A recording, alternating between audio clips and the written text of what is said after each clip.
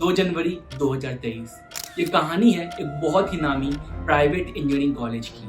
बाकी engineering colleges की तरह एक सुहाना सा दिन था और सुहानी सी सुबह। बच्चे अपने दिन की शुरुआत क्लासेस, लेक्चर्स और नोट्स से कर रहे थे। स्टूडेंट्स अपने क्लासेस में टीचर्स के आने का वेट कर रहे थे कि इतने में ही कॉलेज के मेन गेट से एंट्री होती है पवन कल्याण नाम के इंसान की।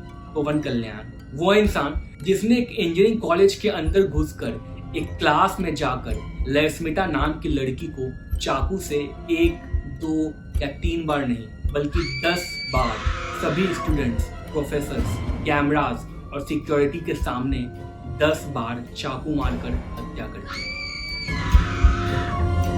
Breaking news coming in: a 19-year-old girl lies without a stabbed to death. More developments in the shocking killing of a 19-year-old girl inside a by a campus. boy named Pavan Kalyan.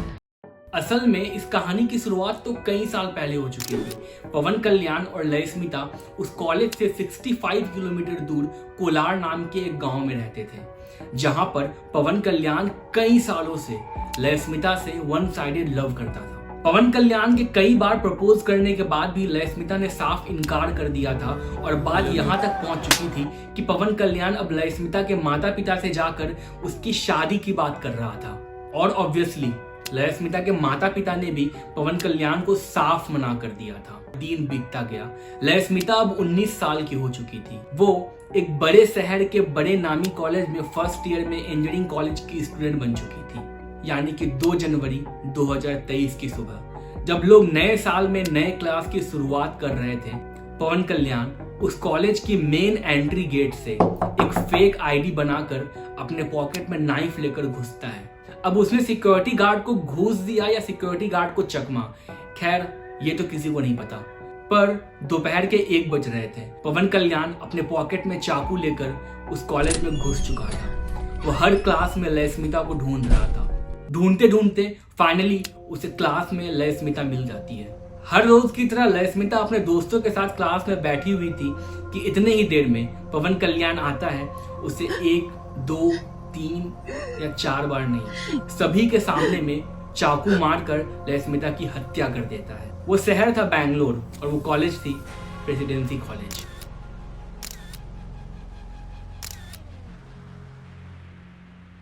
अगर किसी भी angle से तुम्हें ये video creepy या डरावनी लग रही है, स्पेशली मेरे वो सब्सक्राइबर्स जो कि अभी प्राइवेट इंजीनियरिंग कॉलेजेस में पढ़ रहे हैं या फिर इन कॉलेजेस में एडमिशन करवाने वाले हैं, मैं उनको बता दूं कि ये वीडियो अब और भी डरावनी होने वाली है। क्योंकि अब जो मैं कहानी बताने वाला हूँ वो एक बहुत ही फेमस यूनिवर्सिटी की है जिसका नाम हम सब ने सुना होगा, और वो है चंडीगढ़ यूनिवर्सिटी।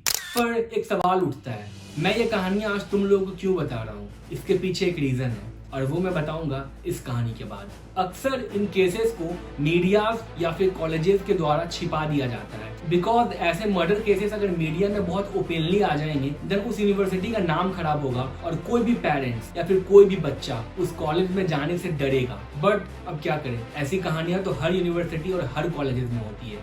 उनमें से ही एक कहानी है 27 जुलाई 2023 की। 27 जुलाई 2023 चंडीगढ़ का एक नॉर्मल था रेस्टोरेंट और उसकी एक नॉर्मल सी शाम। 2 स्टूडेंट्स का वहां पर ग्रुप शाम का नाश्ता कर रहा था, जिनमें से एक का नाम था अनुज और एक का नाम था उज्जवल भारद्वाज। दोनों ग्रुप अगल बगल बैठकर उस रेस्टोरेंट में नाश्ता कर रहे थे कि इतने में ही उन दोनों ग्रुप के आपस में कुछ कहासुनी हो जाती है। देखते देखते बात बढ़ने लगती है। अब उस वक्त अनुज के ग्रुप में ज्यादा लोग मौजूद थे उस जगह पर और उज्जवल के ग्रुप में कम लोग थे। फिजिकली उस वक्त अनुज वॉज मोर पावरफुल देन उज्जवल। अनुज के साथ उसका रूममेट प्रणीत भी था। बात बढ़ते बढ़ते इतनी बढ़ गई कि दोनों ग्रुप के बीच एक फिजिकल फाइट हो गई, और क्योंकि अनुज का ग्रुप उस टाइम पर ज्यादा पावरफुल था तो उन्होंने उज्जवल को बहुत पीटा। उस वक्त के लिए उज्जवल चुपचाप अपने रूम चला गया। पर रात होती है और रात होते ही उज्जवल के मन में ईगो और स्वाभिमान का सैलाब आता है। उसका खून खौलने लगता है और पता नहीं क्या होता है। अगले दिन सुबह होते ही वो अपने दोस्त करमदीप के साथ बाइक पर बैठकर निकलता है अनुज के घर की ओर। अगले दिन शाम को वो अनुज के पीजी का दरवाजा नॉक करता है। अनुज दरवाजा खोलता है और उसका रूममेट प्रणीत दूसरे रूम में बैठा हुआ था। उसके दरवाजा खोलते ही उज्जवल ओपन फायर रैंडम किसी भी दिशा में करने लगता है एंड फाइनली ऑन स्पॉट अनुज की मृत्यु हो जाती है। गोली प्रणीत को भी लगती है, बट प्रणीत किसी तरीके से बच जाता है। उज्जवल और करमदीप उस वक्त के लिए वहां से भाग जाते हैं। हालांकि पुलिस ने उन दोनों को बाद में पकड़ लिया, बट क्या तुम्हें पता है वो चारों स्टूडेंट्स की एज क्या थी और वो क्या करते थे? वो चारों स्टूडेंट्स थे चंडीगढ़ यूनिवर्सिटी के 3rd ईयर के। उनकी एज थी 22 और 23 साल। मेरी इस वीडियो का मकसद किसी भी एक पार्टिकुलर इंस्टीट्यूशन या इंसान को गलत ठहराना नहीं था। मैं इन कहानियों को तुम स्टूडेंट्स, टीचर्स और उन भाई बहनों को पहुंचाना चाहता था जो कि पता नहीं क्यों न्यूज के हेडलाइन नहीं बनते हैं। और मैं बस तुम सब लोगों से एक सवाल पूछना चाहता हूँ, स्पेशली उन लोगों से जो अभी कॉलेज में पढ़ रहे हैं या कॉलेज में जाने वाले हैं। और वो सवाल है, आर वी सेफ? कॉलेज और स्कूल्स को तो हम मंदिर बोलते हैं और पीजी हॉस्टल्स को घर की तरह ट्रीट करते हैं। इन सभी जगह सिक्योरिटी कैमरा, सिक्योरिटी और न जाने कितने सारे लोग मौजूद होते हैं। और इस भीड़ और इतने सिक्योरिटी होने के बाद भी जब ऐसी घटनाएं हो सकती है, then where are we safe? मैंने जो भी कहानियां बताई उनमें से सभी लोगों की उम्र 19 से 24 साल के बीच थी। अगर उनकी उम्र इतनी कम थी तो उनके माइंड में ऐसे थॉट्स आते कहां से हैं? उनके पास गन जैसे वेपन्स कहां से आते हैं? आखिर वो कौन से सोसाइटी का पार्ट है और उनके माइंड में ऐसा क्या होता है जो इतना खतरनाक स्टेप लेते हैं अपने एग्रेशन और ईगो में आकर कि सामने वाले की हत्या कर दें? और मेरे जूनियर्स, मैं तुम लोगों से प्लीज प्लीज प्लीज एक रिक्वेस्ट करना चाहता हूँ।